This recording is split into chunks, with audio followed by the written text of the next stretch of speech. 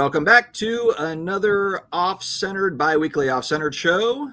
We are back with the guys. It is the Four Horsemen of the Hobby Apocalypse. I'm completely thrown off now when I do a StreamYard. Now there's two separate links. I think it's because I'm doing like Twitter and YouTube. Oh, is that what that is? Yeah, it just now it pops, or maybe it's the vertical one and the horizontal one. It's anyway, the vertical one and the horizontal. I don't do the vertical anymore. I stopped. That's too confusing. So I had Brian Dwyer with REA. He came on last night. So I saw the two pop up when I created the stream, and I deleted one because I'm like, oh, this is like a, it's like a duplicate or something. I accidentally made two. So we go live last night, and we weren't live on YouTube. But I think we were like live on Twitter. So I was like, oh, you were live on YouTube last night. You were live on YouTube. I saw it. Yeah. No. Yeah. So we went live, but we were only on Twitter because then I had to there was like a 1 minute Twitter clip I had to delete or what. It was basically us like bumbling around, and then I took it off. So anyway, but so yeah, a standard live stream experience with Dustin. No, that's the first time that's happened like that. I'm always worried I'm going to lose internet or something during those things, but yeah, it worked out all right. Rip and List, we are live. Are we going to see you at the National again in July? I can't believe it's already basically 2026. It's wild. 2025. Tickets went on sale this week. Yep. Tickets for the National. Yeah. I got actually, speaking of Ryan here, History Through Cards, great YouTube channel. He said he's going to be there again. So Ryan, I hope to see you there. I plan to be there, God willing. I think actually my wife told me she wants to come this year. I'm like, you want to come to a 4-day card show? And I'm like, all right, well, whatever. So yeah, I might be. Which one's that? Sorry, boys. I might be. Which wife or which wife? Let me look through the lists that I've got here. That's what Steve asked. Which one is that? And I didn't know. Which card show? Because you said 4-day card show. The National. Okay. I think what I'm going to do is I'm going to tell her. It's not that I don't want you to come, babe. It's just that's kind of more of a boys' trip, and that's like what I'm going to try to talk her into is I also want to go to the West Coast card show. So let's go to LA. We'll go do that card show. Yeah, and then the National will kind of keep as the boys' trip. I already have my hotel booked for the National. Yeah, I was always overachieving. Yeah, I heard when I met with Orlando and Lou Rock this past week, Orlando already has his booked as well. I booked mine at last year's National.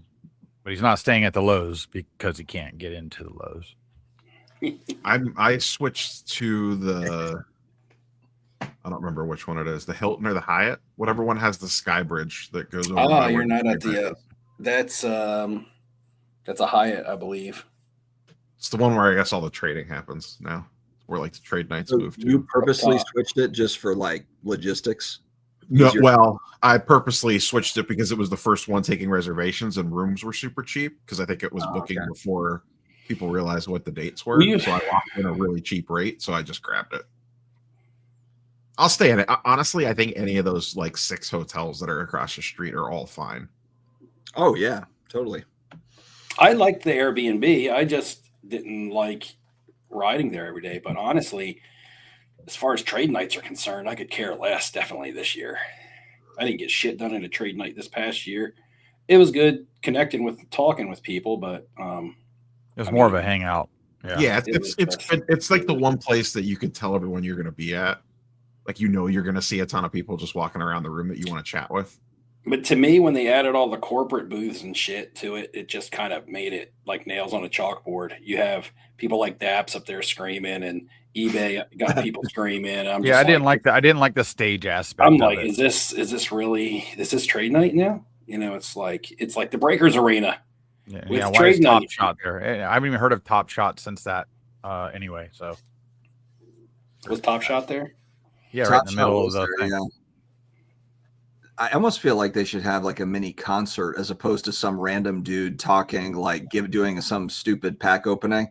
I swear, like the National is no, I'm going to say the National. Talk bad about the National. Where everything, love the National. It's Disneyland. Yeah, love it. You come up to the stage and open a pack thing. Like, please God. Like, I mean, do we have to do that at trade night? You have like a whole show exhibit floor where we can do all that stuff, but it's bad marketing because they were trying to push things. It sounded like C-level marketing. It sounded like the Breakers. I mean, basically, it was like the worst shit from the Breakers Arena compiled into the trade night. Now, I don't want to diss it too hard because Ludex did put it on, and we love Ludex. Ludex is good to us. Yeah, but I don't think that they were creating that sort of agenda. No. They took care of everything. Their stuff was awesome, like usual. But let's address actually, because I got Steve on. Let's secure the media badges before we crap on the show. Yeah, the show's fantastic. We love the show. We do love the show. My favorite, all 7 days. Let me break down what happened on Sunday. Yeah, let's break that down. It's 19-11 Dolphins. The Saints actually don't even have. They were never in this game to begin with. It's 19-11 Dolphins, and Tyler Tom Brady Shuck throws a laser to the back of the end zone. An unbelievable throw. They score, so that we get 6, obviously. So it's 19-17. We go for 2. So instead of like getting the 2 points or just having it batted down or whatever, we throw a pick 6 on the 2-point conversion. So instead of it being 19-17, it's now 21-17 Dolphins.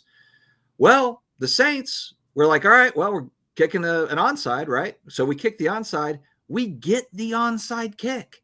We actually get the damn onside kick. All we have to do is literally like line up for a game-winning field goal, but on the 2-point conversion, we happen to throw a pick 6 on the 2-point conversion instead of literally just like flopping on the ground or throwing out the back of the end zone or running the ball up the middle or anything else that could have happened. It was a pick 6.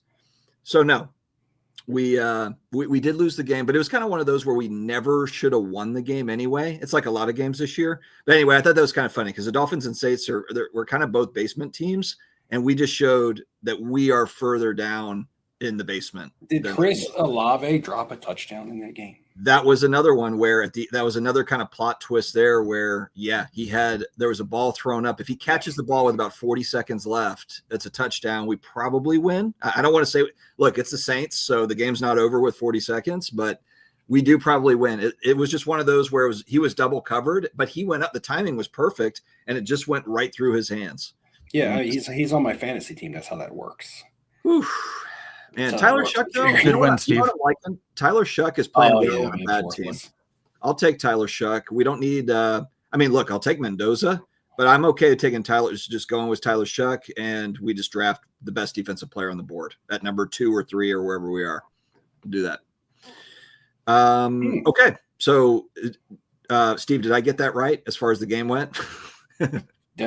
You pretty much read the script word for word when the NFL put it out.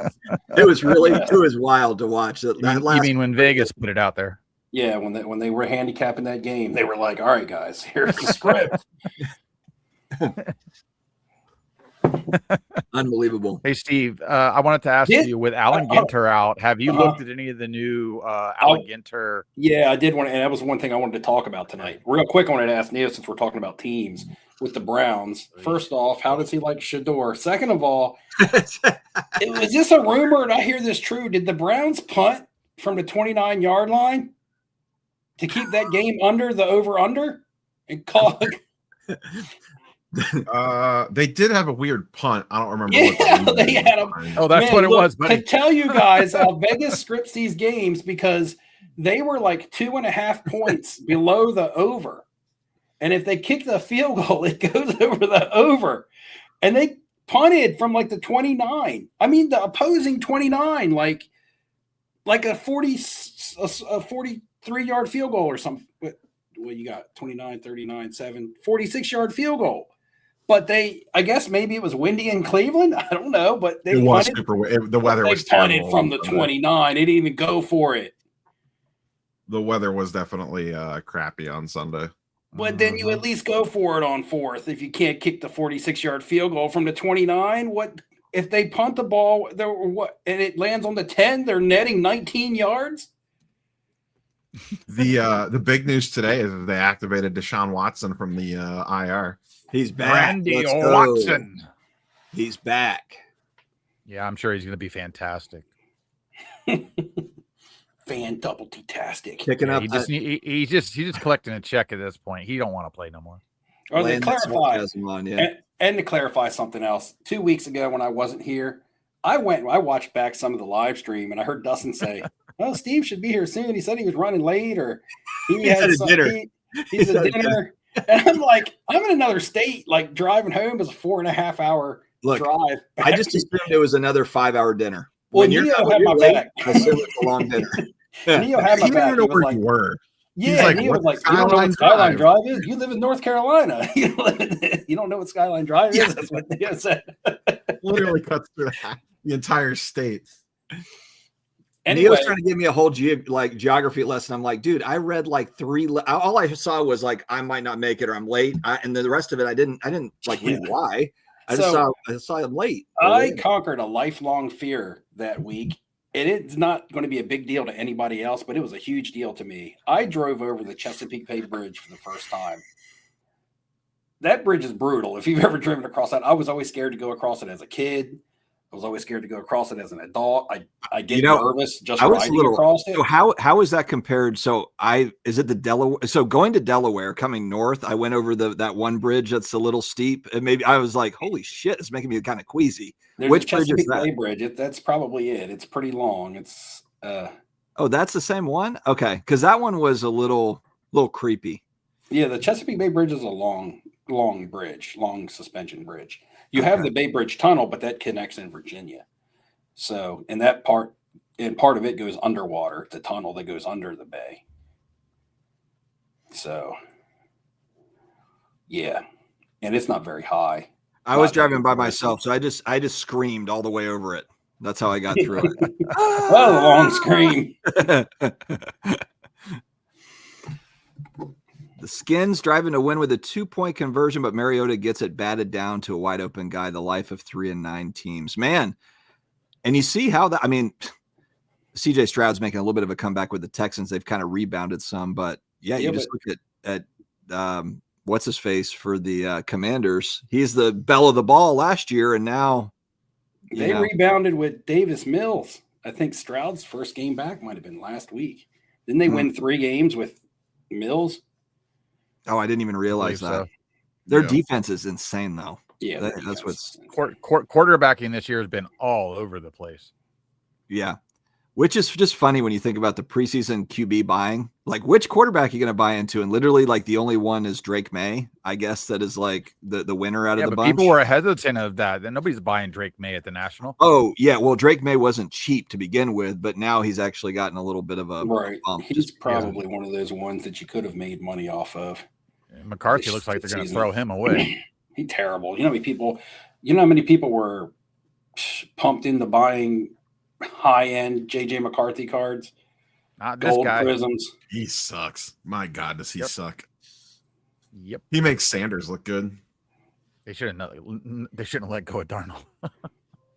Neo, how did you feel about Dylan Gabriel's girlfriend doing some sort of a TikTok trash talk to Shedeur Sanders? I feel like that is like next level. Like the team is really folding.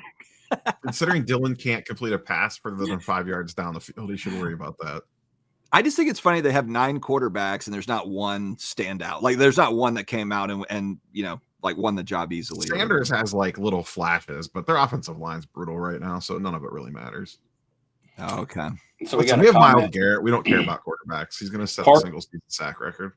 Cardboard Nerd has a comment about Allen and Ginter, and I know Ham had brought it up, and it was something that I did want to touch on briefly. I don't know a lot about the product, but he says, hey, all, I got some Allen and Ginter waiting for me when I get home. I know people hate on it, but I'm excited. I mean, it's exciting. Some of the autographs in there can be exciting. Yeah. Like, I love the Allen and Ginter. Yeah, they're supposed to have an Al Pacino in there this year, which will be a chase card for me. I will look to buy that, and I might have to pay a little bit for it. Problem I have, I mean, I hope it's distributed in the packs because I'm still waiting for him. I'm still waiting for my Robert De Niro redemption, and that's going on 2 years. I saw pictures of the Pacino signed card, so. Yeah, I saw the promotional image. I haven't seen. I'm looking to see if there's one on eBay right now. Top shared some on Twitter today. And before the comments blow up with what a dirtbag Robert De Niro is, that's fine. I like his characters in some movies. But anyway, Yeah, we got to look past politics for a lot of these folks. Right. And Yeah. it's been 2 years. I think I've been waiting on the redemption for that. Now I've seen the red ink signed ones that are hand numbered out of 10 on eBay. But I have the one that's numbered out of 25, and I haven't seen those on eBay, and I have not received one from Topps yet. So if the Al Pacino is in a redemption form, it's going to make me a little bit skeptical.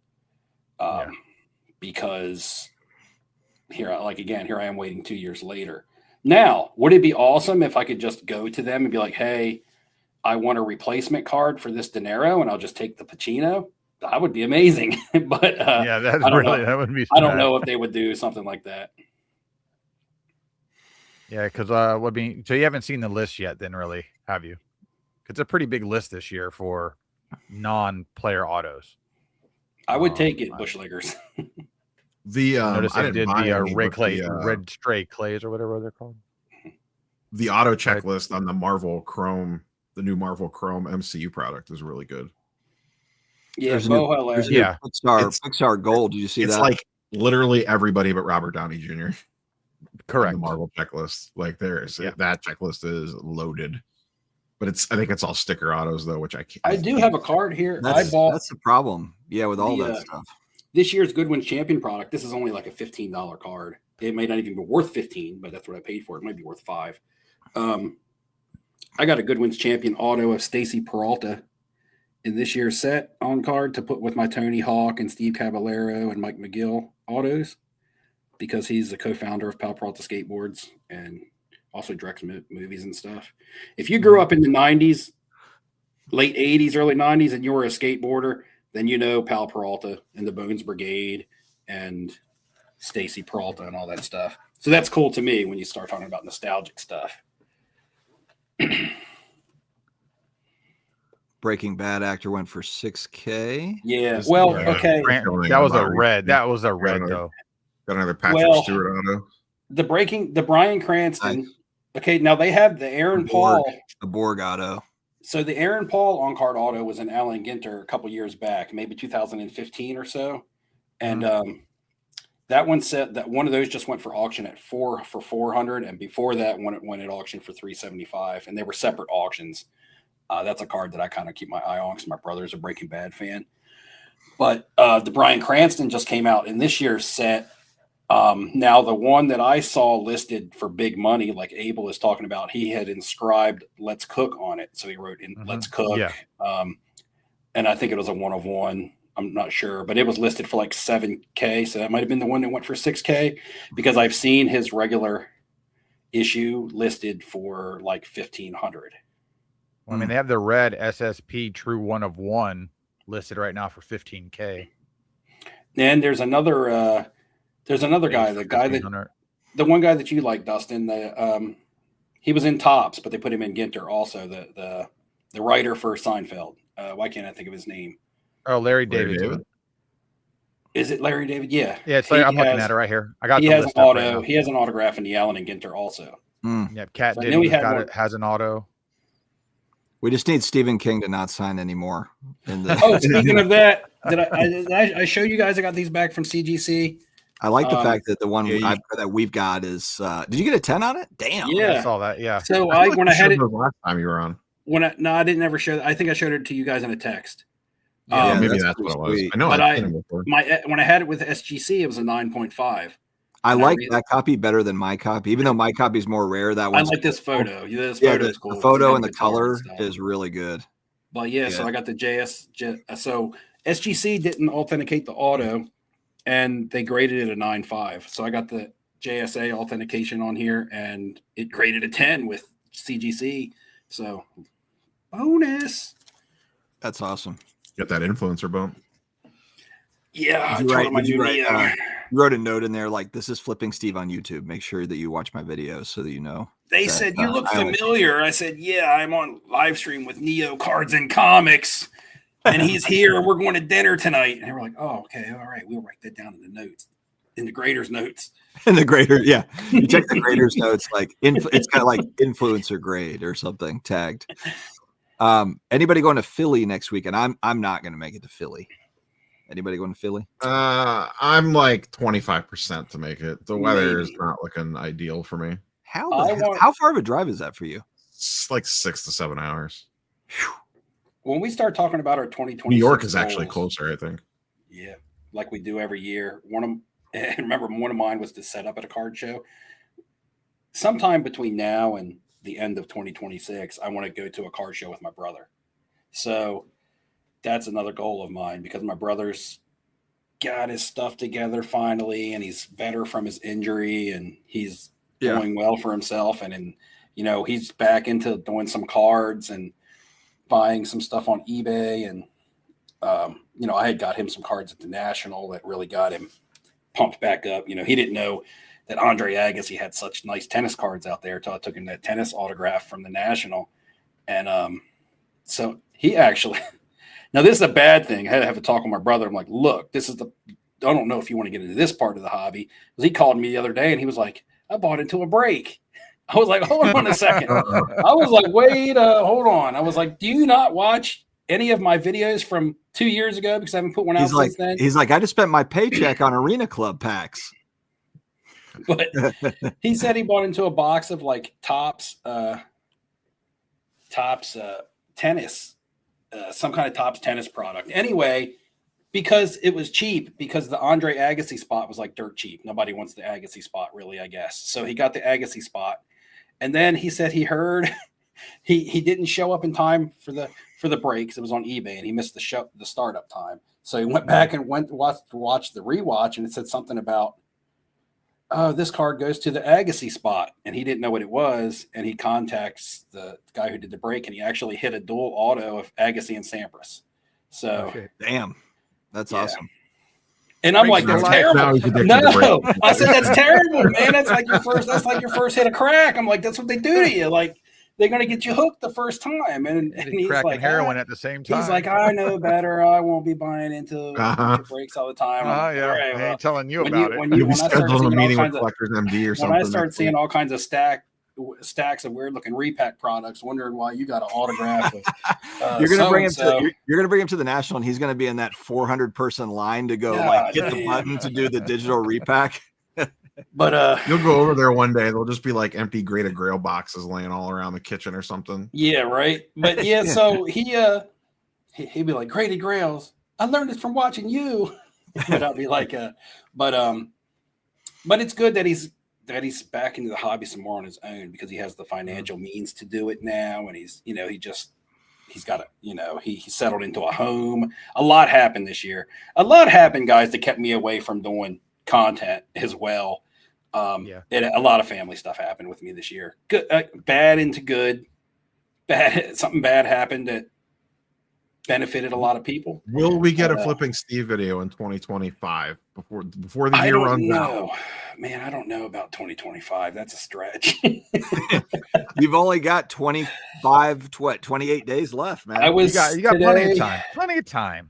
I was going over my fantasy football leagues today, because fantasy football ties up a lot of my time. And I'm like, man, it's winding down. We got 1 week before playoffs. I'm absolute buns in the YouTube content creator league. I'm eliminated from that. I'm fighting for a spot. I think I beat Ham twice. Yeah, you did. You just beat me this past week. 2 weeks ago, I forgot to set my lineup, and spoilers, you forgot to set it again this week. No, I forgot. No. I was playing against Roth, I think, or it was either Roth or Chris Sewell, and he literally had 3 players on a bye, and I lost. And after that week, I was like, you know what? Fuck this, man. I'm out. I'm fucking out. I played you this week and won. I needed to win to stay in the playoff. I left Kamara in against you. Yeah, you left Kamara in. Yeah. People are going to think it's rigged. I threw you a bone there. So there's another league that I'm in. I've already cashed 500 in that one, and anything I make now on top of it is bonus. I made the final 4 in that. I locked up number 1 seed like 2 weeks ago. And then another league, I'm in the playoffs. My big casino, big money league that I've been doing for 15 years. There's been all kinds of feels like collusion and shit going on in that league this year. You can't trust casino people, man, when there's money involved. So I'm disbanding that league, or I'm kicking about half of the members out that have been in there for 15 years. There's going to be a big old, I'm cleaning house in that league. But anyway, I'm fighting for a playoff spot in there, because I feel like people were colluding against me and a couple people across different shifts. So, yeah, that one's. I made a video for that just to send to my league. I use my YouTube skills to make a video for the fantasy football league. I got all kinds of editing in it. Just add like 2 minutes of a card and just Oh, it was a throw it all sweet in video. together. Like if I put it up on YouTube, it'd probably get all kinds of hits from the fantasy football space. And probably, I don't know, it'd probably go viral. Probably my only video ever go viral. Except it has the song Yamo B there playing in the background. So I would probably get copyright strikes. Just don't monetize it. You should be right. Yeah, I wouldn't. Because the song makes the whole video. Because it's talking about I'm going to be in the playoffs, and it's Yamo B there. But where was I going with it? Oh, Ham, in that big money league, I've ended up with like half of your team. Like I drafted Bucky Irvin in the second round. He's finally back. Mm-hmm. But in the meantime, I was scraping the win every week because I was facing elimination. So I traded away Patrick Mahomes during his bye week because I also had Rashee Rice out. I needed a receiver. I traded him away for Egbuka. I got Egbuka and I got him back in his return game when he put up 26, and it helped me win. He's been bad since. But then I had to go to the waiver wire and replace Patrick Mahomes, so I ended up with Baker Mayfield. Right, so now I got Baker Mayfield. Bucky Irvin's back from injury. I traded Mahomes for Egbuka. And then last night, I just claimed Mike Evans off waivers because he's going to be coming back, and he had been dropped. And nobody else claimed him, so I claimed him. So now I have like your entire starting off. I just need to trade away Trey McBride for K-Dot, and then I'll be good to go. Yeah, you don't need K-Dot. Just don't worry about. Trey McBride is my dude. My favorite NFL player, Trey McBride. If I was to buy a jersey right now, not cards, but if I was to buy a jersey, I could look into his cards. I could, but I don't want to fall down that rabbit hole. If he's your favorite player, just get one card. Yeah, but I'll fall down the rabbit hole. I'd rather buy a Funko Pop of him. I know that's true. A Funko Pop. But going back real quick to the Allen Ginter, this is probably one of their best years for non-player autos by far. For Ginter? Yeah, for Ginter. It really is. That, and they have a new insert that's what's it called? It's like photo something. Hold on, I'll look at it right here. Here it is. Do you think it's the best overall for? I mean, no, but because some of them have some pretty big names here and there, but the rest of this is pretty good. I mean, they have like 7 solid actors. Red Clay Strays, they have the entire band, so you can technically collect the whole band. That band, I don't even know that band. You don't know their song? What are they called? Like the Menzingers or something like that? No, Menzingers is in here. No. I'm talking about the Red Clay Strays. No, they had the number one song in America.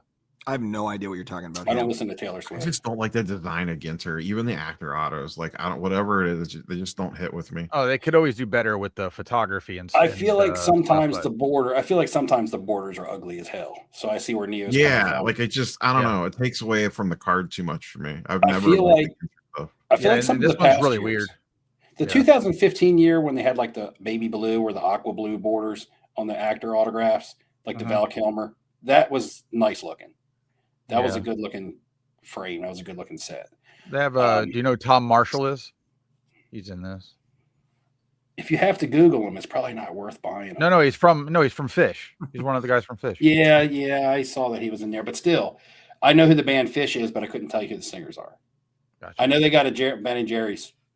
They've got a whole it's a cult following. Yeah, they're more of a cult band. I know that. Yeah, they're those are psycho fans. I don't care for them. They're like Grateful Dead style fans. I have a buddy that like buys the pay-per-view to watch them play and wherever they're at, like buys and that's pretty typical. Like who is a boogie with the hoodie? He's got an autograph card. I don't know. Who's Sports Cards HQ? They asked me what I flip. Yeah, I was trying to get to that. We had a comment about GameStop basically, I guess, selling over MSRP. They're charging market price now for Pokemon products. People are mad about it. Market price. Honestly, I've only been the GameStops when I go in, they just don't have anything. They just because people line up outside before the store opens and buy it all right before, as soon as the store. So opens. I was at the big outdoor mall up in Wesley Chapel on Saturday at Lids, and they have ETBs of Pokemon sitting there, and nobody's buying them. I'm like, I can't go to Target and Walmart and see that, but for some reason, Lids, nobody gives two shits there. And Pokemon's sitting there. They also were they marked up or were they MSRP? $60. Yeah, that's normal price. Yeah, normal price. That's odd to see. I was like, There's like 400,000 people here, and nobody wants these. The first like TCG I've seen in Target in a while is that you'll appreciate it, the Spider-Man MTG stuff, or the Magic the Gathering Spider-Man. Mm-hmm. Those, and I never see anything. There's like never any Magic the Gathering or Pokemon, and there was a bunch of that stuff. I thought it was funny because Rudy's been talking about how it's trash and he's buying all of it and all that stuff. He likes the collector boxes though, not the regular. Yeah, stuff. There was only the collector's box was what you really wanted. Right. I think I have like 3 of them back there. Let's open one. Got nothing better to do. Ham, did you already answer the question about what's behind you? Is there anything good? I see Bo asked. Of course, there's tons of good stuff. It's all for sale too. But the great stuff's over here. Yeah, this is actually it's a live stream, but it's a live selling platform as well. Ham's selling while we're on. Yeah, and I only take money orders, by the way. Yeah, you had to send a check or a money order. Steve, what are you flipping these days? Are you taking a break? Anything worthwhile? Well, that's a very general question, so I'll just lay into it from different angles. I'm going to live dangerously. Hold on. I'm going to live dangerously. I'm going to go grab a Dr. Pepper Zero. I'll be right back. Oh, Lord. That goes well with my Cherry Pepsi Zero. There we go. Zero sugar. All right, I'll be right back. Thirsty. Mm-hmm. So since July, I haven't sold a card. Just go and put that right out on the table. So I haven't really been flipping much of shit. Now, I usually flip what would be hot in the moment. For 2025, for me, prior to July, was prospecting NFL quarterbacks. Is all raw to graded, though. Not buying graded and trying to sell graded. So all raw to graded. Prospecting NFL quarterbacks, WWE parallels and singles, parallels on WWE stuff. And 90s NFL inserts and parallels, gold refractors, refractors that come 1 in 200 packs, platinum portrait inserts, things like that. So 90s NFL inserts and parallels, which is the most fun because that goes back to the era of when I collected them the most. I know I'm knowledgeable about that because that's when I was buying a lot. WWE, I was very new to, but it was hot, and all you had to do was get low serial numbered parallels of the stars and grade them, and you do well because WWE collectors buy to collect; they don't buy to flip. And quarterbacks. Do either one of y'all have any cards at grading right now? I haven't submitted a card to grading since the National. So it's grading. I did that in person. I have about 50 cards prepped, and they're just sitting. So right now I'll look at that and I'll be like, man, that's just money sitting there. Either way you look at it, whether it's just tied up in raw card value, maybe I should just consign the raw stack, or maybe I should get them graded. It all depends. I would have to dive back in to see if it was worth my while to get them graded. I don't know what. Yeah, I couldn't even tell you what the spread on a raw card to a PSA 10 is right now. It's 2.5x. I mean, on modern. I think it's 2x sometimes. I mean, I'm talking about ultra modern, okay? Because I know it's relative to the year, but ultra modern is what I'm talking about. I would use GameStop if I was to send my cards in the grade. Yes, Brad. 100%. And that's who my last 4 or 5 orders went through. Not a bump for GameStop because I'm not sponsored by them. And you do wherever you feel safe. But to me, it was just always super easy. And I felt like if they did screw something up, that they're a big corporation that'd be willing to cover my cards, as opposed to like a group submitter or something who could take your cards and run. Or if something happened, could be like, oh, well, sorry, SOL. I feel like that process has been relatively smooth because I feel like we would just hear stuff about it all the time if it was a shit show. 69xer Steve just Splenda, given the nature of things, I just feel like people would whine like crazy if there was a bunch of problems or cards were getting stolen or whatever. Yeah, I don't think there'd be a lot of videos. Who was the one back in the day that took everybody's money and then went bankrupt? Oh, it was out in California somewhere. Starts with an M. Marks? Is it Marks? Marks cards? Is that what it's called? I don't know. Yeah, I did a video on it, or I did multiple videos on it. We all did a video on it like 3 years ago. Yeah, I don't remember doing a video on it. What was this quote? It's all about the vibes or something. Oh yeah, the one that like Mojo and all them say. It's all about, man. It's all about the vibes. Holla back, California, bankrupt, taking your cards, bitch. That was the one that CC2 got caught up in too. Mm-hmm. He got blasted for it, even though he covered everybody's thing. I guess he didn't disclose that he was using another party. Everybody thought they were going directly through him.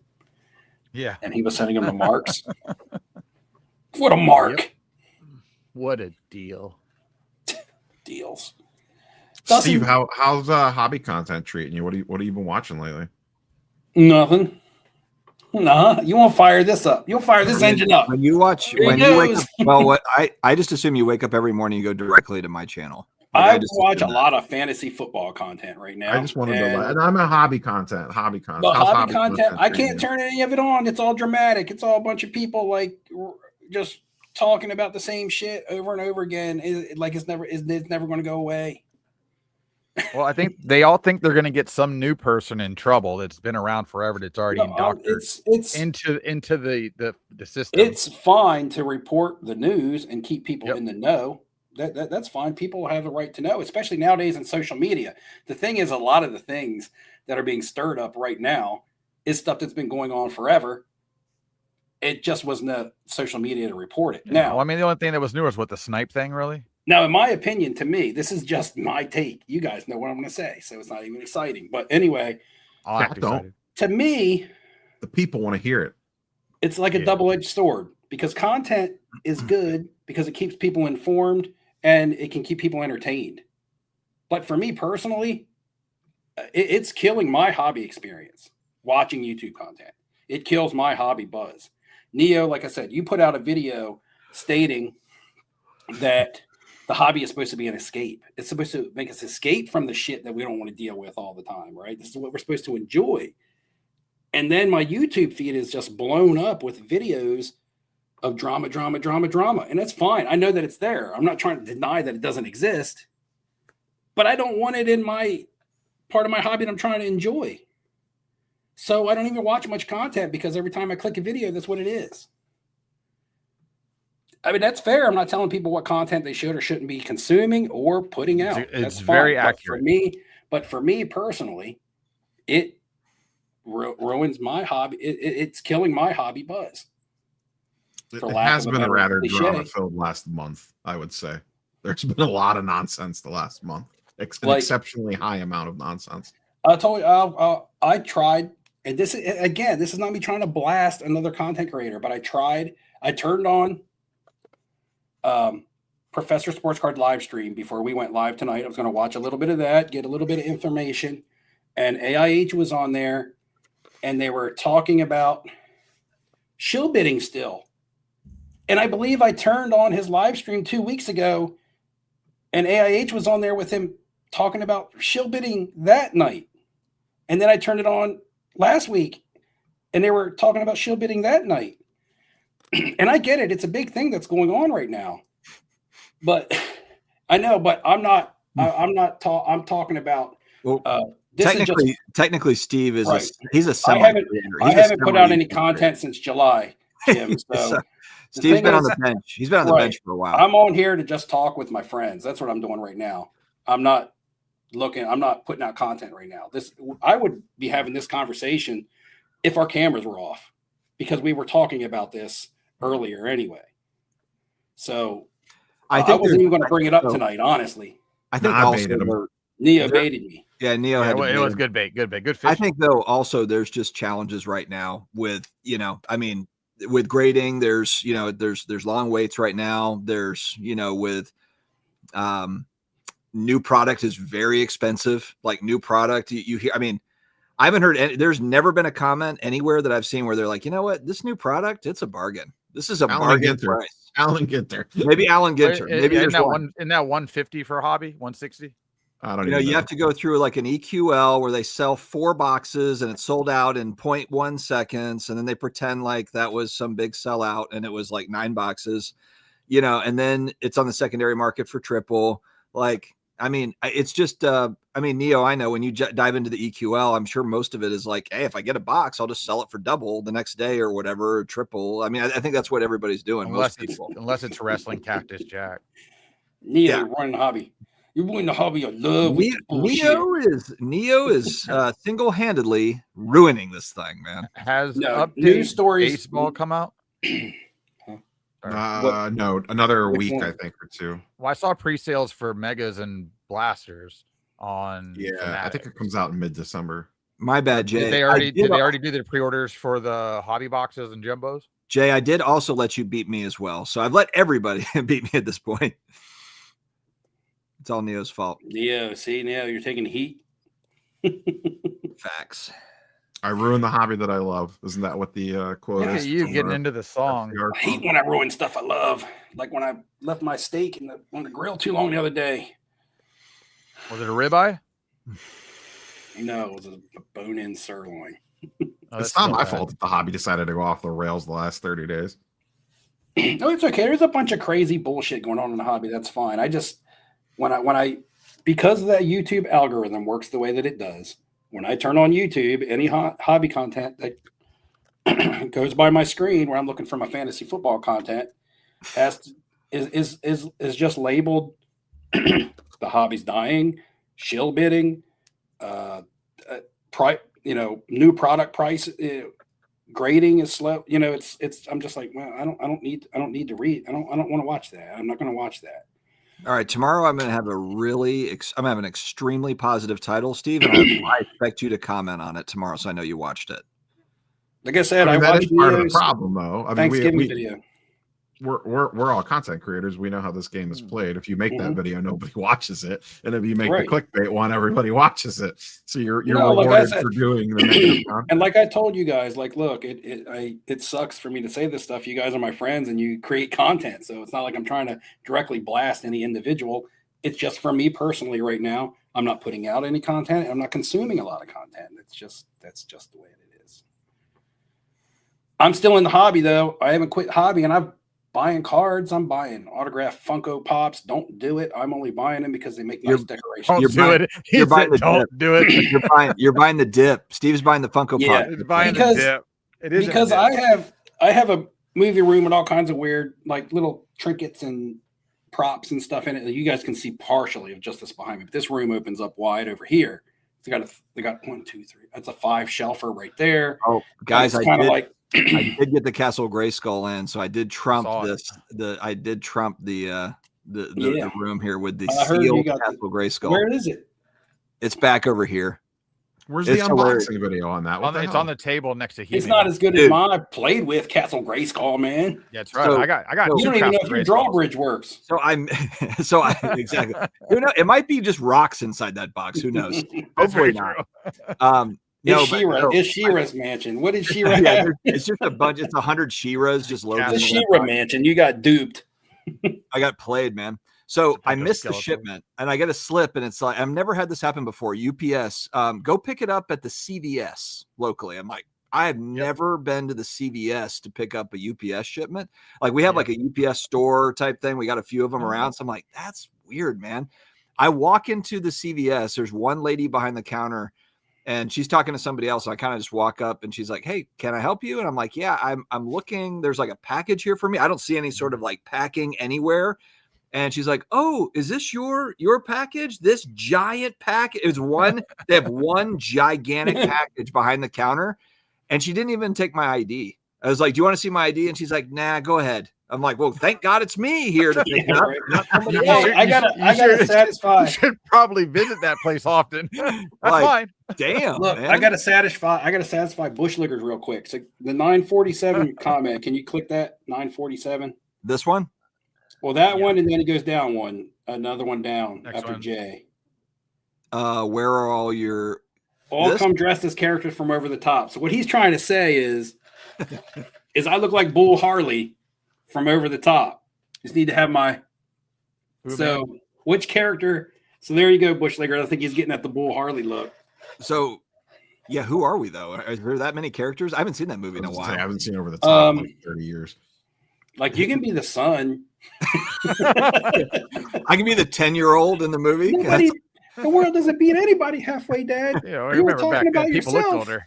Follow your dream, Dad. Follow your dream. I can do it. Oh my God. Yeah. All right. Well, I'm gonna go watch Over the Top after this. Anybody watch Stranger? You guys watch Stranger Things? Ham's gonna be the dude that drinks the oil. There's a guy with the beard that drinks the oil. That can be Ham. How'd you handle that, Dustin? Did you just binge all 4 in a row, or did you spread them out, or what was? We watched 3, and then I was it was like midnight, and I'm like, I was watching with my daughters. I've got a 22-year-old daughter and a 13-year-old daughter, and I was like, I cannot make it for the last one. So then we woke up in the morning. We woke up and watched that 4th one. I did 2 and 2. I don't like this 4 at one time. We watched all 4 in a row, and it felt like work. It's a lot. 2 and 2 was fine for me. I like that. Yeah, and then I did get theater tickets for the finale on January. It was the only way we had to watch all 4 in a row because we had Thanksgiving the next day, and then Erica flew back out at like 5 a.m. on Friday. Yeah, it was kind of the same thing. We had we decorated our Christmas tree Thanksgiving night always, so it was like we had to basically watch all 4 on Wednesday night. Yeah, I told my wife, I was like, I'm not trying to be antisocial because I was with my in-laws. There's like 25 of them, and I was like, I'm not trying to be antisocial, but we are watching this, so like I'm not, I'm not hanging out. I'm not going to getting dragged in. How are you going to handle the next one? Because they're on Christmas Eve. We're at home, so it's like we don't have anybody in town. Like my daughter is about to graduate from nursing school, but she'll be home with us for the holidays. Oh, I didn't know she was going to school to be a nurse. Yeah. I didn't know what she was going to school for. I knew she was going because that's what, Jen is. Yeah. Yeah. She's wrapping up, knock on wood, in May. So hopefully all goes well there. But she's already hit me up for money for that last semester. I'm like, girl, you need to. She worked and saves all this money in the summer. And then like magically we get to the second semester and she's like, Dad. I'm like Dad, you got to star Jordan, Daddy. You can afford this. Like, Dad, you just bought a $5,000 plastic castle. You can't give me some money to pay for my education. You're being selfish. You want college tuition. I've got Castle Grayskull to buy. I don't have money for this. I don't have money for it. So what? Yeah. How much was that? 4 G's. Whew. 4 G's. Damn. Funko Pops. They're practically giving them away. Pops. I sent a picture to my dad. I sent a picture to my dad, and he's like, "You mean to tell me that if we just never open those things?" And I was like, and I always send the messages to my parents. I'm like, "Why didn't you guys just hoard this stuff? What is wrong with you? How did you not see 40 years into the future that everybody's going to want this stuff sealed?" So like, what is the one thing will be like that in 40 years? Yeah, so I was going to ask, like, what would it be? Minecraft. I still think, but everyone keeps shit sealed now, though. Like, just no, there's no secret anymore. I've got a few copies of. So there's one copy of Minecraft, the original Xbox 360 game. That's a 2-day gold variant, and I've got a few graded copies of that.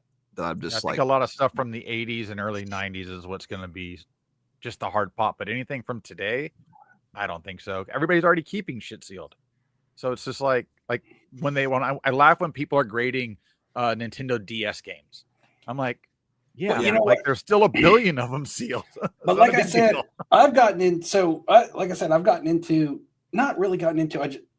I like movie stuff.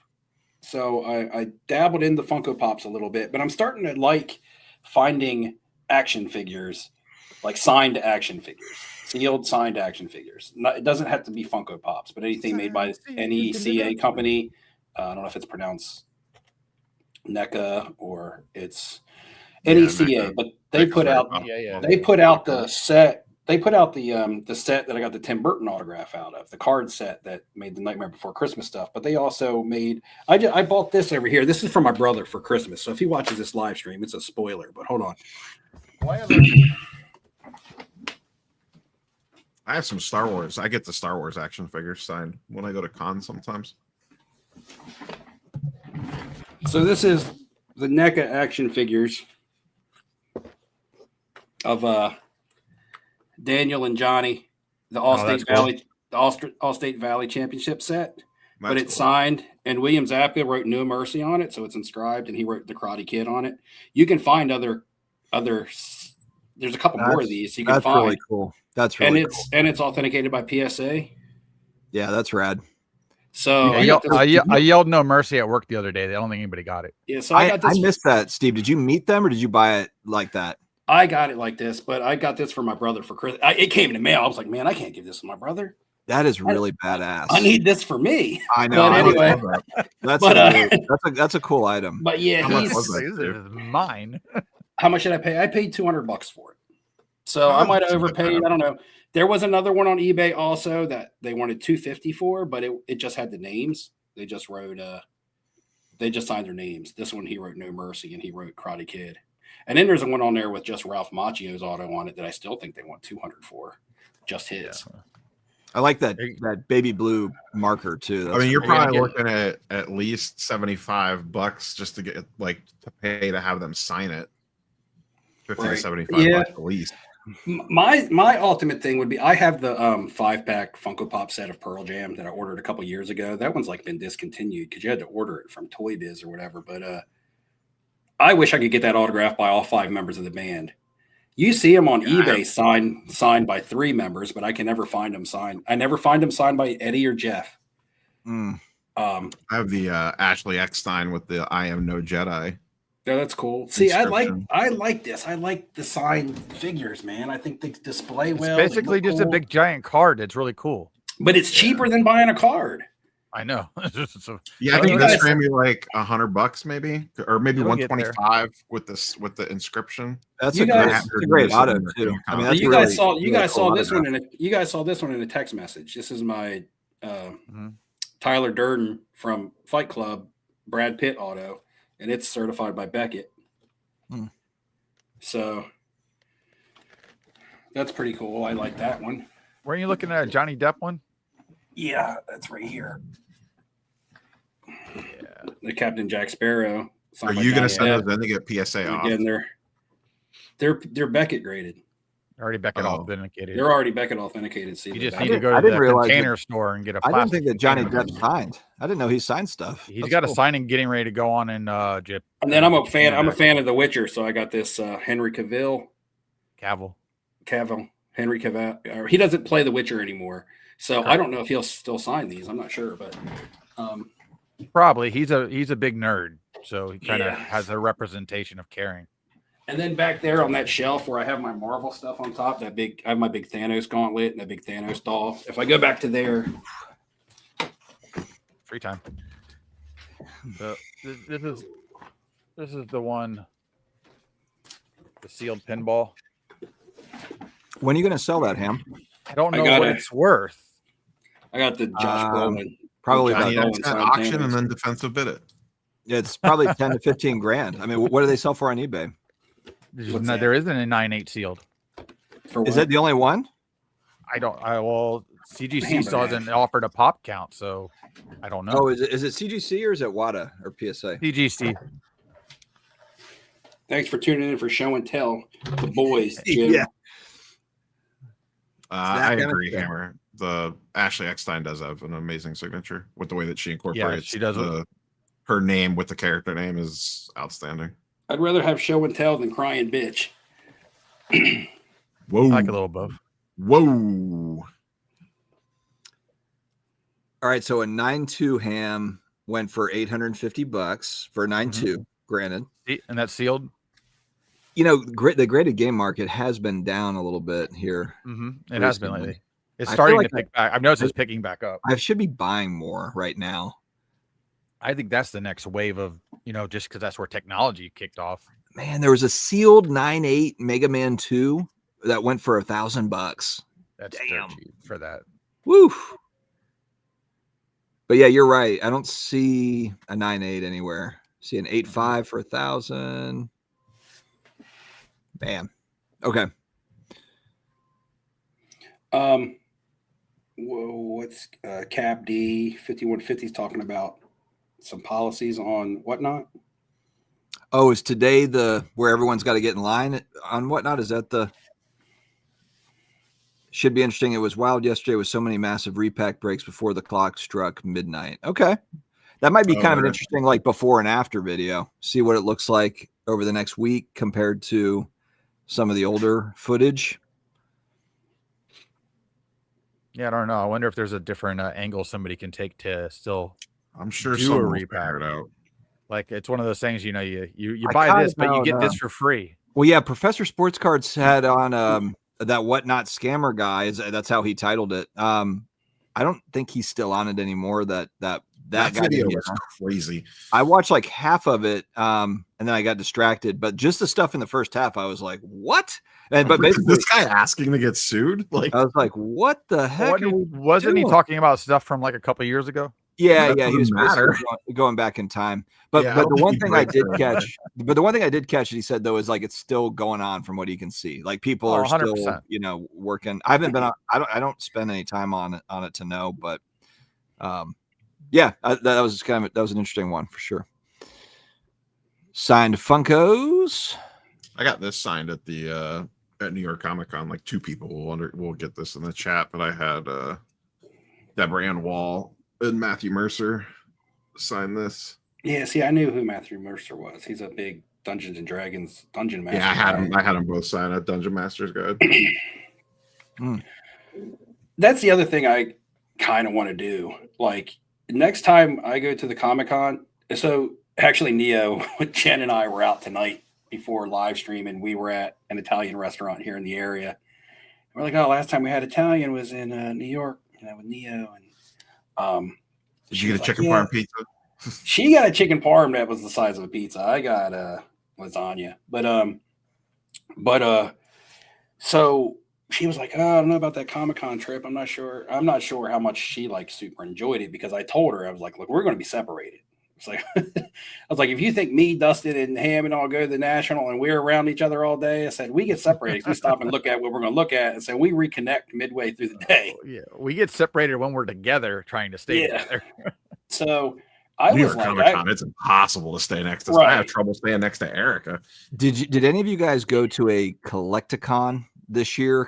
And I'm asking because there's one like in Charlotte, there's one in Virginia, like they're all around me. Charlotte one's big time. Yeah, I think that I'm going to try. I think there's in August. I know a vendor that sets up at Charlotte. Okay. Yeah, I think I'm going to hit that. But on that note, he's in chat a lot. He sets up at a lot of the East Coast Comic Con or Collecticons. I went to the Cleveland one this year. I have a vlog on my TCG channel on it if you want to see what it's like. Like on that, I'd like to start getting some of the autos in person myself, like on Funko Pops. Actually, this New York Comic Con was the first time I got like a bunch of autos, and it was, I mean, waiting in line sucked. I would definitely want to try to get a VIP badge, which New York Comic Con is almost impossible to get a VIP badge, but I would like to get, I think the way to do it is have the VIP badge. But I'm just wondering, is there like do they list things anywhere, or does it just go on a show-to-show basis? They get announced as you get closer to the con, typically. So like New York Comic Con will announce a few headliners like in the summer, and then you usually get most of them late summer, early fall. But what about we don't know because of but what's the one in Charlotte?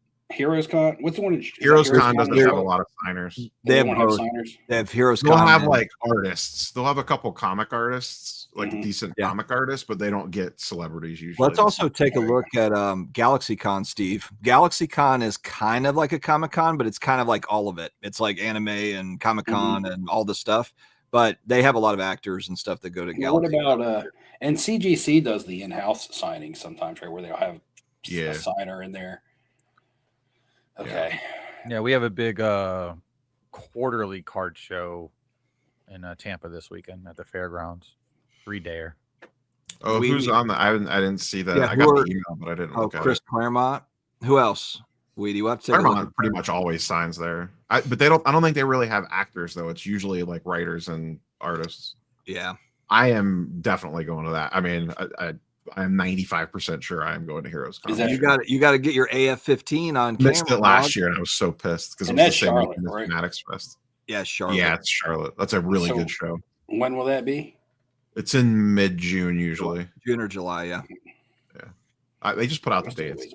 Oh, it is June. Yeah, because July is the. Yeah. It used to be Father's Day weekend, and then they moved it. June 12th to the 14th. We won't have Jim Shooter there. Rest in peace. Which reminds me, I need to apply for a badge for Heroes Con. I should do that now. I love that. That's my favorite. That is where you go to actually buy comic books. Yeah, they have good dealers.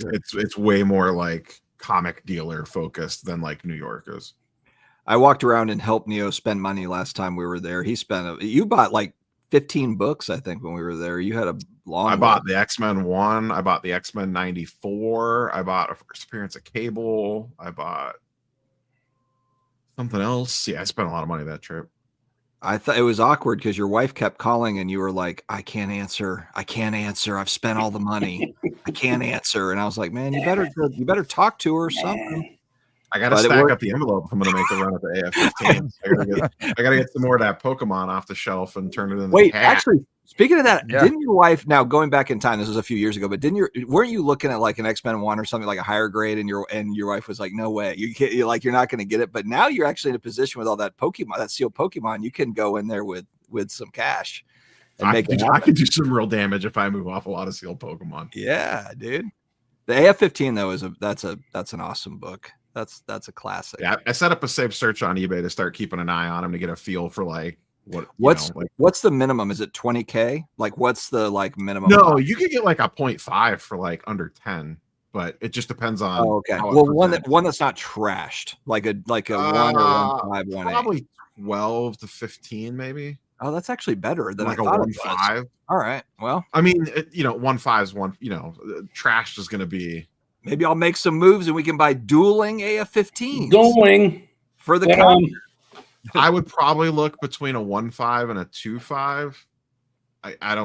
Spending that much on a single collectible item kind of scares the living shit out of me, to be honest. But yeah, same. Would you display that? That's talking like, like a 2.5, you're talking like 20K plus. Like that's like real, real money. I'd throw it in the safety deposit box and go visit it. We're visiting. That would be the other thing too, is like once I get it, then like what the fuck do I do with it? Like I'm not gonna want to have it sitting back there every night, No.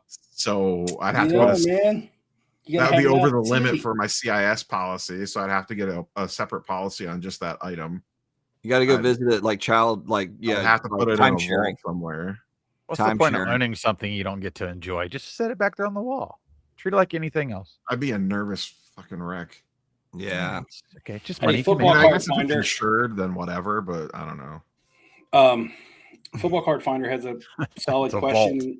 That's fair, Jay. That's fair. It goes in a vault. Up at 10:03, he says difficulty level of making daily content. I mean, the last month, 0, because there's been 18 things that go on every single day. Yeah, because you can also just throw out your opinion on anything. That's the other part. You could literally talk like, I'm going to throw out your Football Card Finder. I'm going to talk about XYZ football cards. So go ahead, Steve.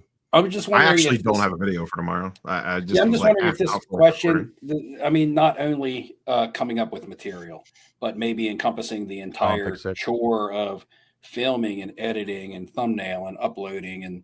Well, I do C-level content, so I could crank that shit out pretty quick. We are C-level actors out here, so this is not. Yeah, this is low budget. Basically, they do a live stream and they film it instead of live stream it. It's really If it takes me 15 minutes to record the video, it takes me 5 minutes to edit the video. Like my entire process for a daily video could be 30 minutes or less if I don't need if I'm just firing a take out into the ether. I've got a folder with about 40 clips in it that I pick from that I can put in, whether it's Beavis and Butthead or if it's, whatever, Ken Golden in 1985. So yeah, if you have kind of we're just doing really basic talk to a camera type stuff. If you're doing vlog, if you're doing, Jeff Wilson, high production type stuff, maybe that's different. But if you're just talking in front of a camera, it could be it could also be a 7-minute video, or it doesn't have to be 20 minutes. Just be talking about 8 minutes. You got to get the multi-app. So, here's what I would say: Football Card Finder. I've met Football Card Finder too. I know. I was going to say, if he's asking because he's slightly interested in putting his thoughts out there or doing YouTube content, man, just prop up your cell phone and talk, man. If people like you and relate to you, man, it doesn't. All the bells and whistles, you don't need them. If you're a real person and you're just talking like one of the guys, that's that coming from the smallest content creator here on the panel. But excuse me, you got more subscribers than I do still. Well, I don't know. I only show the cards we all love, but nobody likes to see that. Ham and I are the opposites. I show no cards at a card show, and all he does is show cards at a card show. Yeah. People comment on my videos are like show cards, and I'm like, just go watch Ham Shit if you want to. Yeah, thanks for the shout out last time I saw that. I was just like, that's what I do, guys. Maybe Neo and I can go to this card store and get some footage of it. And my last show had some freaking bangers at it, man. Not a card store. Or I mean, a comic store. That's the people that I believe. Someone could correct me if I'm wrong. I believe those are the folks that like started Heroes Con, but I don't remember for sure. Yeah, this show coming up this weekend, there will literally be a couple $1 million of cards in the show, if not $10 to $12 million. Oh, also at Football Card Finder, if you have a dog, put your dog in the videos, man. Your subscriber count will double. Yeah, I got to put Scout in there. Scout wants to be in a video. He's big on B-roll, and B-rolls. Hey, look, the good thing about B-roll is people don't know what's coming. So people. Well, B-roll's tough. When I started doing B-roll, it started becoming a lot tough. Of work, though. It's tough because you got to edit it in, and then you're constantly shooting your personal life. You know, I'm on the beach with my dog and my wife, and I'm like, okay, let me get. It's like the real world. You know what I mean? Let me get 3 minutes of this, or I'm at Walmart doing my grocery shopping. I'm like, all right, let me get 3 minutes of this. You cut into the left. Let me get 3 minutes of this. It's kind of like start a conversation with toilet paper. See, they just your wife is like, it was good, and I liked it, but it just became to be a lot, man. You're having a serious talk with your wife, and she's like, "Why are you filming us right now?" And you're like, "Babe, I know we're arguing, but I just need to get this on. I need the drama sells. I got to get this on YouTube." That's when you just cut. Important question: is a toilet roll over the top or underneath? Which way does it roll? You said toilet paper? Yeah. Which way does your toilet paper roll? I don't know. I don't even know. Whatever way I pull it off the roll. You know what's kind of sad is in Virginia. My dad lived in Hampton, Virginia, and there's the comic store that I used to go to when I was visiting him, for summers. This is going back 30 years, called Atomic Comics. And so I remember going in and it was massive, but part of the reason why I thought it was so massive is because it was like head to toe, floor to ceiling of literally like books. It was just stuffed. Now it's not like that anymore. Now they've like cleared it all out, and there's lots of comics in there, but it's not like floor to ceiling of paper. It doesn't smell like, like a card store used to, or a comic store. It's kind of sad, really. It's a great looking shop still, but it's changed a lot. There was a card show I went to in the early 80s, and the dude that ran it smoked cigarettes all day long. Yeah. Isn't that ironic too? And like basically a store of paper, and they're smoking. Yeah. We were talking about with some of the younger people that work with us the other day. We were talking about a smoking section in a restaurant. They're like, "What are you talking about?" I was like, the building would be divided in half, and this side's smoking and this side's not. She's like, "But they're still smoking in the same room." I'm like, "Yeah," but that's how it was. It's like funny. We got two comments here at the bottom talking about toilet paper, but they both say over the top. Yeah. We were talking about the movie the top earlier. Yeah, I know. It looks. That's why I'm confused. I don't know. It looks like they're commenting. It looks like they're commenting on the movie discussion we were having earlier, but they're talking about the toilet paper. I think they combine the both. New Orleans. Okay. New Orleans is more than the New Orleans and New Orleans. Okay, I'm lost here. If you go look at the patent for toilet paper, the toilet paper comes over the top. Isn't that funny too? I remember waiting tables at restaurants where it was like, here's the smoking section. We're over here. There's no wall dividing. I remember I used to wait tables at a Sonny's barbecue, and it was like, it was non-smoking way over here, and then you have smoking, but there was no wall blocking between smoking and non-smoking. It's just hilarious. And everybody sat in smoking anyway. It's like you couldn't escape it. Some casinos are still like that, but there's no separation. Like you sit down at a blackjack table. Now it's like that here, but so ours are kind of separate, but the one that is smoking has these special filter fans that pull everything out. You can still smell it, obviously, but it is divided. But it's weird the way the Hard Rock is. The last time I sat down at a blackjack table, though, I was in. Oh man, it was either Bratislava or it was Austria, and in Europe they were smoking like that.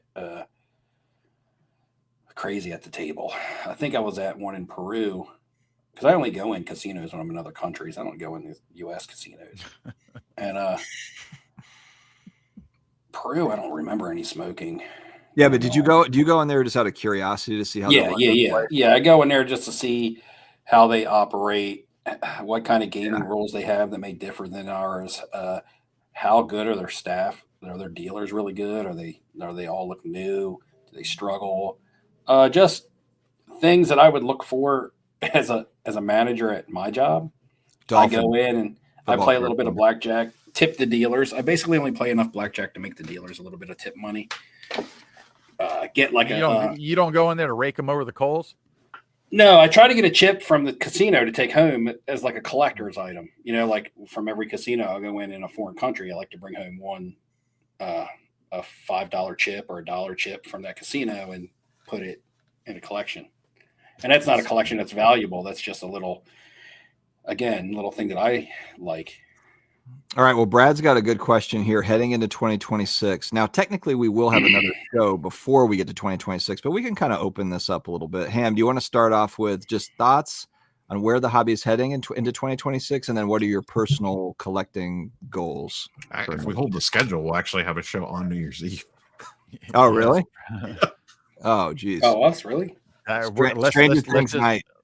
Let's rip Carlos a new one on time. We can just is New Year's Eve on a Wednesday this year? Yeah. Oh, it is really. Oh, is it? Yeah. Oh, that's sweet. We'll have to push.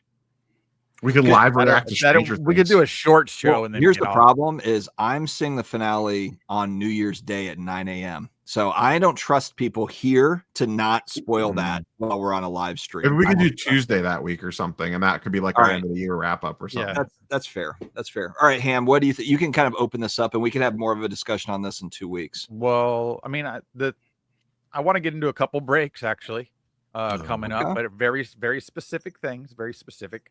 Non-sports or sports stuff? A little both, actually. I mean, I didn't get my hands on any of that Marvel stuff. I do like some of it. I do want to get into some of the character breaks, so that type of stuff I would get into. Update baseball. I will get into some random teams for some boxes here and there just to see if I get lucky. Literally speculation, not chasing anything in particular other than just a payday. And then for 2026, excited about what football brings to us, to be honest with you, and what Topps continues to do with basketball, because it's going to show us what football is going to look like. Do we get any new product? Is there any like in between, like what's Flawless going to be for them in basketball and football? Do they come out with football with something crazy right at the get-go and just launch just crazy stuff? I think they should definitely launch a Topps Now product immediately.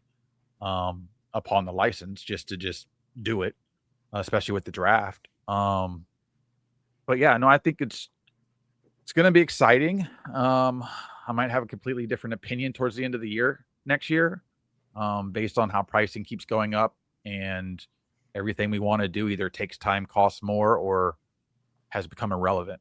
And it's about singles now. Right now, we're going into a singles market 100% because the rest of the product is too expensive for most people. It's too expensive for me. Now, the breaks you're looking to buy into, are they like retail or hobby, or like how are you strategizing? Well, for instance, update baseball be just hobby only. So I'd be chasing debut patches, but for teams that people aren't chasing, the big ones basically. I'm looking for all the little ones, so I'm going to go basically figure out which teams are going to have the most players that debuted. Because if a team has 12 to 20 people that debuted, that's a pretty decent odds. And then I'll get into something like 1 to 3 case break or something for a shit team just to try and hit a debut patch. I didn't realize we actually have 2 more shows until the end of the year. So we've got all sorts of time to talk about this, but Neo, what do you can kind of tease a little bit of your stuff. Although we kind of already did with the AF-15. I mean, yeah, the goal would be a potential AF-15. I mean, that's not for sure, but that is high on my list of things. So I'll leave it at that for now, pending further discussion. And yeah, absolutely. Steve, anything that you want to chime in with there? Yeah. I don't know if I said this backstage or actually in this video or in this live stream. Just reiterate, I'm went to attend a card show with my brother. Continue to, like I said, he's getting back into the hobby some, which is fun. It's like old times. Use the word fun. Wow. And so, yeah, I want to be able to enjoy the hobby with my brother again, like we did when we were younger. And, it's not going to be able to come through ripping product and things like that. It'll just be finding cool things that we both relate to, like I've continued to do. But now when I see a card that he can relate to, it excites me. and pointing it out to him and sending it to him and say, hey man, check this out. I know you like this. So, that's kind of another good thing that we have going on in our relationship. And I'm not going to get my hopes up too much because I'm not saying about with my brother, but with the hobby in general. I would like to get back into doing content. I know that sounds like hypocritical, but I really would. I like to get back into my groove. I haven't found it. I haven't found it since the National. Like I said, a lot of the hobbies just kind of like push me away, and I'm just kind of stuck to my own. And it's kind of like I want to get back into the content. I miss my viewers. I miss putting my videos out. It was fun doing them, even though it was tedious. At the end of the day, when the video was done and it was accomplished and it was out, it felt good. So yeah, I do miss that, but I can't say I'll have a video out before the end of the year because I'd probably be a liar if I did. You're hibernating a little bit. Yeah, I want to, but I guess I just don't want to bad enough yet. I don't know. Yeah. It's a hard thing to explain right now. The National giveaway is happening. So today I was getting ready because, as I said, my wife and I went to dinner. I was getting ready. I was thinking to myself, I was like, man, 2026, when it kicks off, I got to get some content out. I said, I have a giveaway to do. So I have to get some content out, but I don't want to feel like I have to get it out. You know what I mean? When you feel like you have to do something, so I want to get it out. I want to get the giveaway done. I just got to get my ass in gear and do it. So I don't know. You have a giveaway. Comment. I think it's funny. Yeah. You have a giveaway where you have clues. So like you kind of have to, if you're going to do the giveaway every year, it almost forces you to make some videos throughout the year, unless it's going to be like, hey, we're basing all the answers off 2022 content. Do your homework. Name the last 4 winners. Here's the thing. Like I have lots of New York Comic-Con content, not just from the con, but from the city, because I do B-roll. I have taken everything that I've showed you guys, whether it be the signed Funkos, the Stacy Peralta card, my CGC card return. I've filmed it all. Just dump it in the one big video and drop it right at the end of the year. Never put it into a video, and it's still stored. Make it like a collage. I deleted the clip. Yeah, just make like a big collage video for like a giant clip. I felt like when I do a return video, I'll be like, okay, this is my return video. What have I been up to over the past 4 or 5 months? Yeah, there you go. 45-minute video. And it'll basically be because it'll just be like a fast collage or that's fine. And I made a fantasy football video last night just to bust on the people in my fantasy football league. And it was fun. At the end of the video, when it was done, I watched that video over like 10 times. I was like, man, this shit was funny. Upload it to YouTube, mark it as private. YouTube video.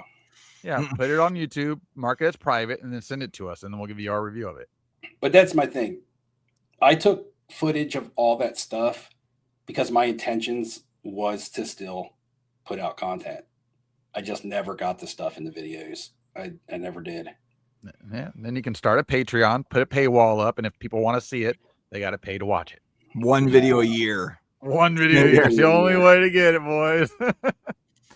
Yeah, for me, I want to go to more shows in 2026 and some different ones. I had a lot of fun going to like GalaxyCon with my youngest daughter and just my kids. I want to do more shows with my kids in 2026. It was fun going to Fanatics Fest with my wife, but that was kind of more of like we went on like a date weekend in New York, and then there happened to be a show that we went to for 4 hours. But it was fun. I really enjoyed going to Fanatics Fest and checking that out. But then did the National, and then I did my local Raleigh shows. But outside of that, I don't know if I went to another show outside of that. So I'd like to do more of, just going, because that's the one thing that is really fun no matter what. It's like, there's a variety of things that can get you down that are frankly are downers when it comes to this hobby stuff. But card shows are usually always awesome. Like card shows are always exciting. You get a little like tingle in your, in your stomach. You get excited to go to them. I get excited to go like I'm 10 years old, and every single time. without fail. And I'm sure you guys, it's all the same, so card shows is that's really where it's at. So 2026 is going to be a lot more shows for me. Yeah, Avery wants to go to a Comic-Con, and I'm like, I don't know if I need to take you to a Comic-Con. I'd like to go to that Heroes Con. I'd like to go to a Galaxy Con. I really enjoyed the Comic-Con. I like pop culture, man. Like that stuff was just fun. For example, like last year, we were supposed to, my daughter and I went to Galaxy Con, and we were the Scream guys were supposed to be there. Matthew Lillard and the guy that plays Billy. I always forget the guy's name. They bailed last second. Aldridge. Yeah, Skeet Ulrich was supposed to be there, and they were supposed to be there, and they had to bail last second. But they actually do. You can do like a photo op where they like pretend like they're about to stab you and stuff like Scream. And I was like, damn, man, that is so friggin' awesome. I mean, I can remember seeing Scream 1 when I was 16 years old in the theater with like 8 of my buddies. And that's just such a classic memory. And so, yeah, I mean, like it's that sort of thing that you can get at like the Galaxy. It's all the guys that are, guys and gals that are in all those movies, those older movies. Bushleggers, Daisy. I asked Daisy if she wanted to make a cameo on the live stream tonight, and she completely ignored me. She's usually in my back pocket like all the time. She follows me everywhere. I'm up here live streaming though. She's not even over here in her little bed. Like she has a little bed up here in this room and downstairs in the main house. This room is just kind of like the annex and like the main house. Listen to this guy. I know this guy's the main house. The West. She's in the West Wing. No, I don't live in a mansion like Dustin. I don't live in a mansion. I got Ubered to Dustin's. Did I get Ubered the first time? No, the Uber take me away. I can't remember. I remember the first time I went to Dustin's house. I was like, yeah, but I'm going to Dustin's house. They were like, we're here. Your address. They're like, the address on the app. You went through the gated community. Yeah, so they dropped me off. They pull up to the address on the app, and I'm like, this not Dustin's house.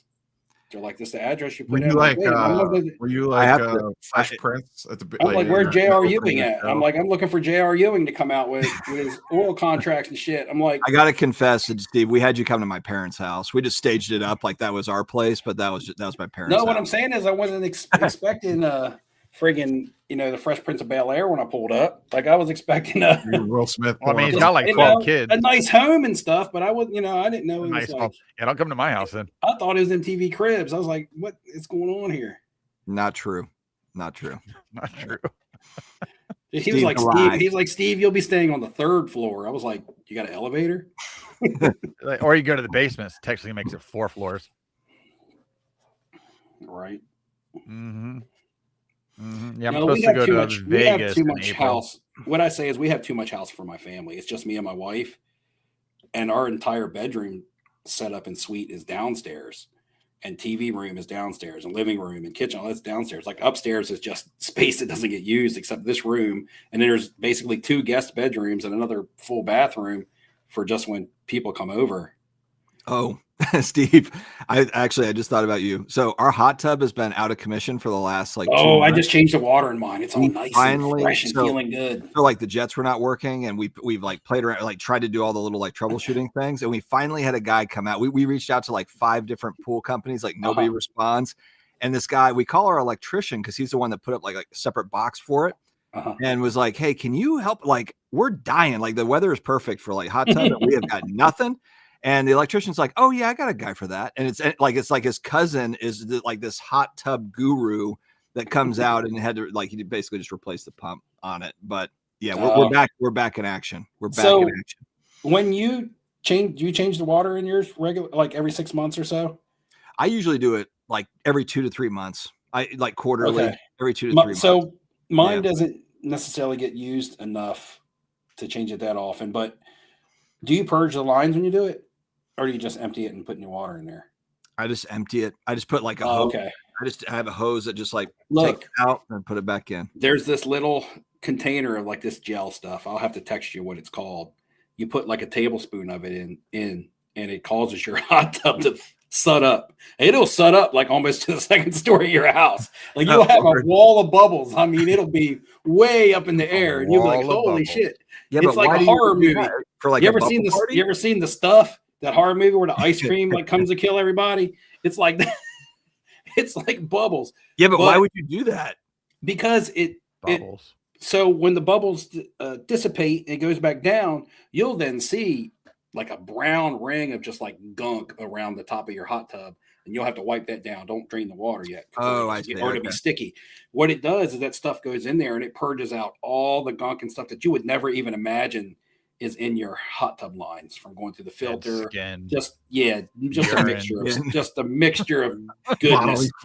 It's but anyway, it looks like the upside down up in here. Yeah, your water will be absolutely clear and fine. You'll never even see this stuff, but when you purge your lines, you'll get like it looks like it looks like molasses. But then your hot tub will be completely nice and clean, like brand new again. Like I purge my lines every time I change the water, and that could probably cause strain on your pump and stuff if you don't purge your lines. Yeah, and I mean, it was basically running. It ran for 4 years straight, so it was due. It was time. So all good. Predictions on the MLB Hall of Fame. I feel like both of these guys should be in, and I'm no baseball Hall of Fame expert, but. What does Gary? I guess Gary Sheffield has the PED thing on him. Yeah.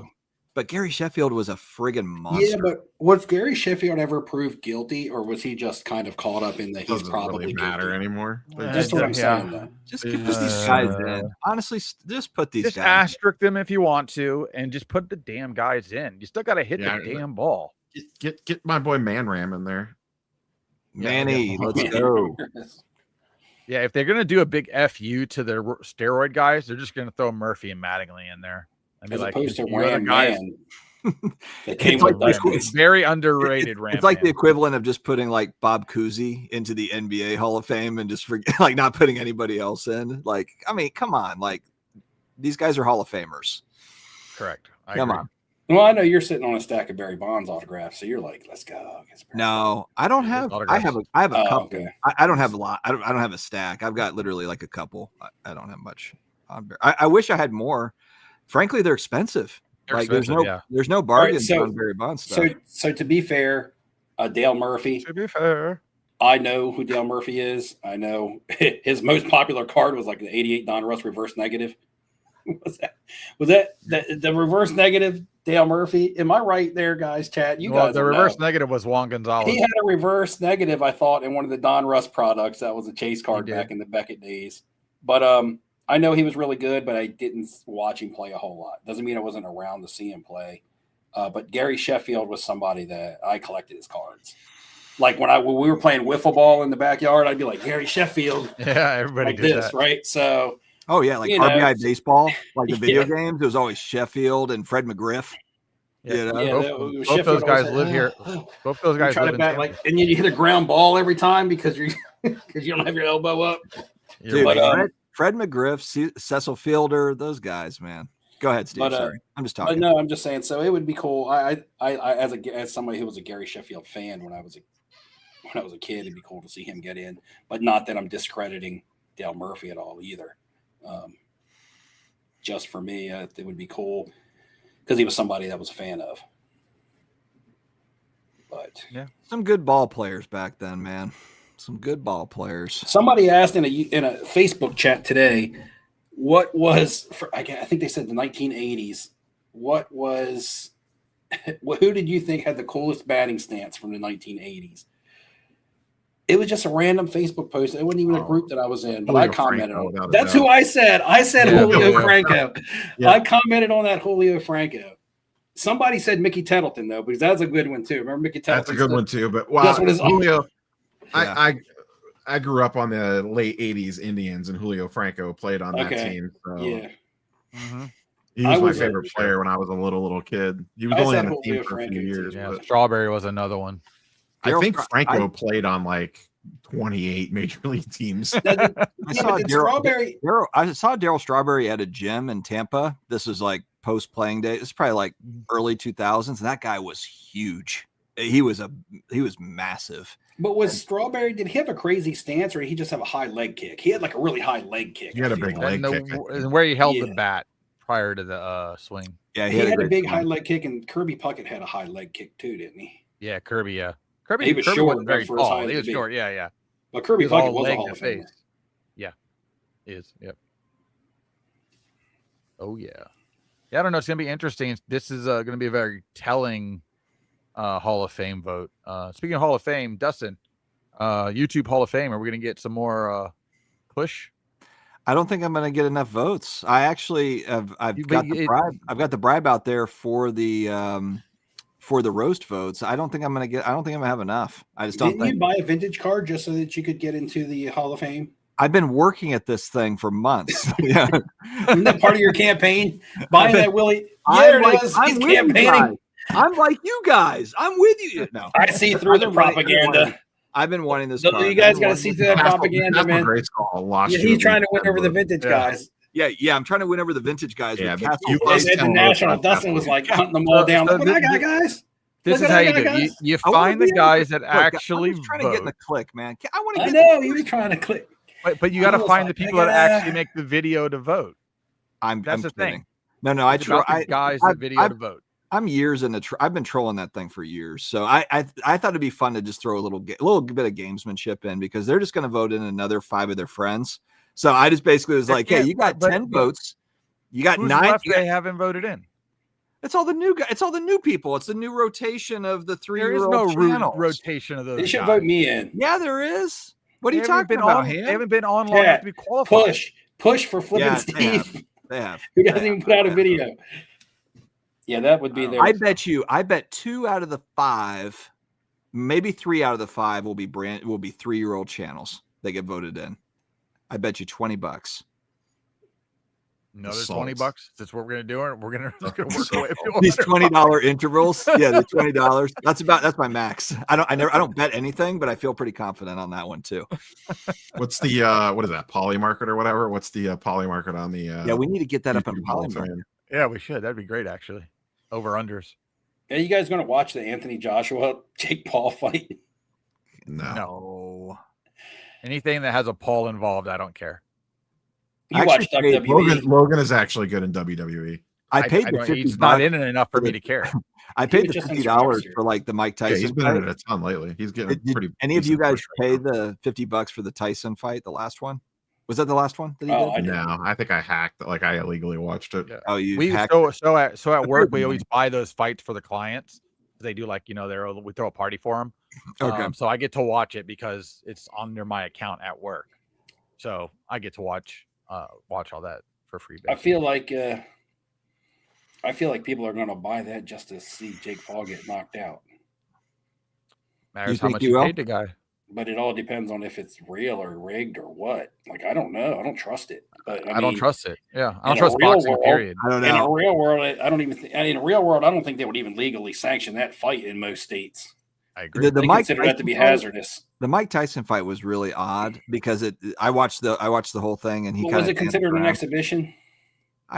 Probably, but there was just instances, and now granted, these were like slowed down replays on the internet or whatever, but there was instances where basically like Mike Tyson pulled back, where you could see where he like had a really open shot and then just didn't take it. Now maybe he just didn't take it because he didn't feel comfortable, he felt vulnerable or something. Yeah, he didn't want to kill the white boy. Or he didn't take it because he was paid not to take it or whatever, like he was that was not part of the contract. I would go with paid. I can't remember if that fight was an actual sanctioned fight or if it was exhibition. No, I think it was exhibition. Because sanctioned fights count on your record. I'm just saying sanctioned fights, they'll count on your record, on your professional record, which means if Anthony Joshua and Logan Paul sign a real sanctioned fight that's going to count on their records, Anthony Joshua is still in the what the one I paid for then must have been, who was the MMA fighter that was also like a badass that lost to him too, and it was Anderson Silva, but he no, there was another one. It was the twins, the Woodley. There was Tyrone Woodley or something like that. No. It's like these twins from California that are Ben Askren. No, who are those? The MMA fighters.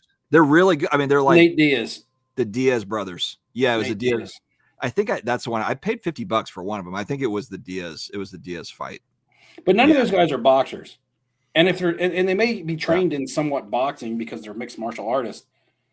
But Anthony Joshua is not just a boxer; he's a world-class boxer. He's an Olympic gold medalist, a 2-time heavyweight champion. Yeah. He's still a top 4 like heavyweight right now. Like right now, he's like 32 or 34. He's in his prime. Well, the heavyweight division's horrible. He just knocked out Francis Ngannou. He folded him over. Francis Ngannou was a big MMA fighter who fought Tyson Fury, was formidable a little bit. He might even knock Tyson Fury down. And he got in with, and he was known for having a really good chin, never being knocked out. And Anthony Joshua folded him over. I mean, folded him over. Like, he was out for like 5 minutes in the ring. Like, if this is a real fight, like, Jake Paul's like going to get hurt. Yep. That's what people want to see. Is it Saturday night? Yep. Steve's talking me into buying this. No, I wouldn't say go buy it, because you might set yourself up to be disappointed. But it's gonna be a disappointment. Look at the not the weigh-in, but the press conference. Look at them standing next to each other in the press conference. Not that every time I watch Jake Paul fight somebody, I'm like, they could have just hit him 3 times. This guy's like, not, it doesn't make sense. This guy's not like 45 years old plus. He's not over the hill. He's not an MMA fighter or a wrestler. He's not a basketball player. He's an actual, a real boxer. But not just a real boxer. You know, you could talk about real boxers, be like top 50. He's a top like 4 or 5. He's a heavyweight contender. Heavyweight contender. Correct. He's like recently man a 2-time champion recently. Okay. Well, I guess we'll find out if he's for real or not. This guy, this Paul guy, this Jake Paul guy. We'll find out. Basically, the chat is in agreement that if Joshua doesn't slaughter Paul, there's something wrong. Yeah. Yeah. Yeah. All right, boys. We are 96 minutes into the stream. It is 10:40 Eastern, and I wake up at like 5 every morning. Any last words before we bounce off? We've got 2 more shows before the end of the year, so we don't even need to do a whole lot of like end of year talk. I better save these last words. I won't have nothing to say next time. Yeah, make sure if you have something profound to say, save it. Ham, don't say anything profound. Save that. Oh, I say that all the time. Neo, did the Cavs win? No, they lost. No. What's their record? Maybe I'll have an Al Pacino out. Like 13-10-ish. Doesn't matter. Nobody's gonna beat the Thunder this year. What are the Celtics doing without Tatum? Are the Celtics winning at all? Thunder. They're better than expected this year without Tatum. Rage would know. Giannis is on the trade block too, but he got hurt tonight. Did not look good. No. Didn't who was it that was just talking about buying Giannis cards, rookie cards? I don't know, but his injury today did not look good. Oh, it was Cajun cardboard. Like a lower. He was like, I'm buying all these silver. It was a calf injury, but it's one of those ones that it looked like an Achilles, but they're saying it's a calf. Lower leg things. Yeah. That's he not collapsed running down the court like non-contact style. He's getting up there in age. What is he, 31, 32? He's getting up there. I think he's like 30. Is Might he? be 31. Yeah. 2014 rookie? 13 rookie. Oh. Yeah. Yeah. 13. Their cheeks. I figured. Like my fantasy football team, straight cheeks. I want to shout out injuries made me realize this. I want to shout out one of my best friends and coworkers at work. This is not a good shout out, actually. His son played in the state championship football game this weekend, and he plays D end, and he's really good. He's one of the best players in the state. And he tore his ACL and MCL on his knee. Damn, senior in high school. So, you are. Get well, man. So, you will. All right, guys. Well, we'll wrap on that bad news, unfortunately, but we'll be back in 2 weeks on Wednesday. I think it's December 17th as we look to round out the year. So hopefully everyone has a great rest of your week, and we'll see you next time. See ya.